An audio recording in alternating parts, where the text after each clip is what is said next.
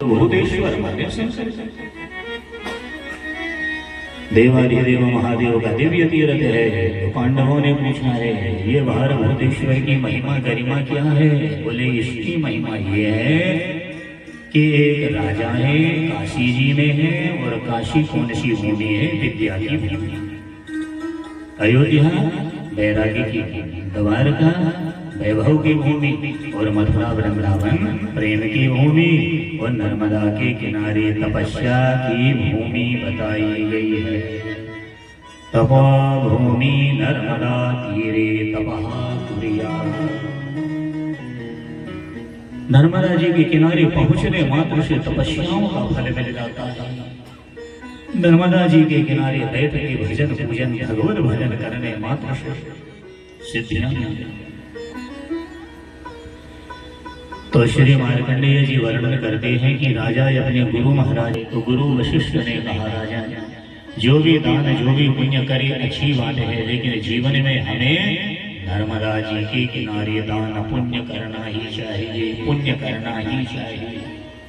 महाराज नर्मदा कौन है? पूछा। बोले तुम नहीं मालूम? शात कल्प हुए जिस नर्मदा जी को धरती में आई, हिरण्य तेजा राजा की तपस्या से, पुरकुस्सु की तपस्या से प्रसन्न होए के आई है, अमरकंटक में आए के और समुद्र गई है। 60,67,313 तीर्थ जिनके किनारे हैं, ऐसी नर्मदा के दर्शन से उद्धार हो जाता है। स्नान से कई पीढ़ियां तर जाती हैं। एक मुट्ठी अन्न के देने से कई गुना अन्नदान का फल है। एक कथा के करावे से एक यज्ञ का फल है। ऐसी नर्मदा मृत्यु लोक में है। ऐसा बोले हाँ। तो कब जाना चाहिए? बोले यशमिन कस्मिन, जब मन हो जाए चले जाइए। और यदि पूछने आए हो तो राजन 15 दिन के बाद में कार्तिक महीना की पूर्णिमा आ रही है, तो भैया कार्तिक पूर्णिमा को चले जाए, बड़ा अच्छा शुभ अवसर।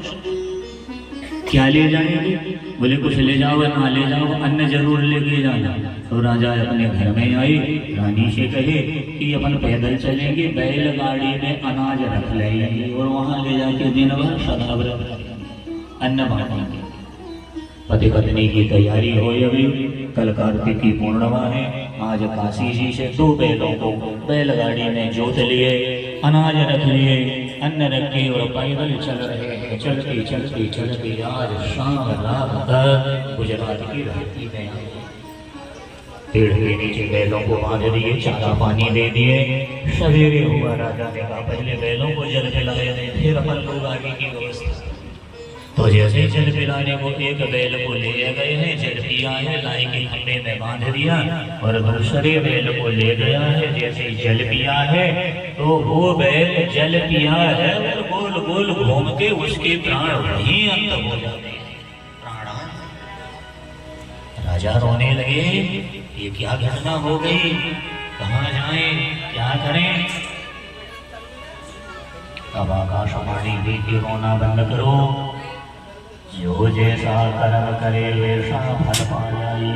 आज बैल की मुक्ति हो गई, भगवान के धाम चले गए। अरे कैसी मुक्ति हो गई? बोले महाराज पूर्व की कहानी है। पूर्व समय में एक वैश्य थे, सुकेतु नाम है, विष्णु शर्मा नाम के ब्राह्मण थे।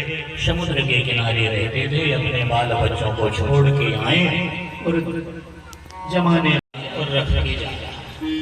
तो ये वैश्य मिल गया, पूछने लगा कहाँ जा रहे हैं? बोले हम भी जा रहे हैं। बोले हम भी तो जा रहे हैं। दोनों की मित्रता। लेकिन वो नहीं समझ पाए कि विश्वासघात हो जाए। बीच समुद्र में जहाज चल रही है, ये सब पूछ लिया तैरना वैरना बनता? बोले हमसे तैरना वैरना तो नहीं बनता भैया, जहाज में बैठ के चले जाए। अच्छा चलो बैठो। बीच समुद्र में जाके जहाज को डगमगा दिया और उसका धन की गठरी लेके नाक पकड़ के डुबा दिया। ब्राह्मण गिर के पानी के भीतर उसकी मौत हो जाती है। बाल बच्चे हाय हाय करने लगे, रोने। लेकिन विश्वासघात किया है, जाके लिए धन लेके तो चला गया। जब तक धन रहा खूब सुख होगा, नहीं नहीं सुख होगा। जैसे ही धन समाप्त हुआ तो बीमारी लग गई, शरीर गल के टूटने लगा और उसकी मौत हो गई। मरने के बाद में सूकर का जन्म ले लिया। सूकर योनि भोगा है, सूकर के बाद टूकर बना है और उसके बाद में आज इनकी गौशाला में बैल बन के जन्म लिया है। और बैल बन के आज नर्मदा जी के जल के दर्शन और जलपान करने से इसकी मुक्ति हो गई है। ये भारभूतेश्वर तीर्थ है। तब उस समय में दोनों हाथ जोड़ के नर्मदा मैया को प्रणाम किया है। जल तरंग सर्वदा नमामि देवी नर्मदा, नर्मदा निरंजनी शरद दुख भंजनी। हे मैया तेरे चरणों में प्रणाम है, प्रणाम है। और पति पत्नी ने सलाह कर लिया कि अब तो हम हर अमावस हर पूर्णिमा को आएंगे। पति पत्नी हर अमावस हर पूर्णिमा को आने लगे और मां नर्मदा के दर्शन करने लगी महाराज। तो ऐसे भारभूतेश्वर तीर्थ की महिमा है।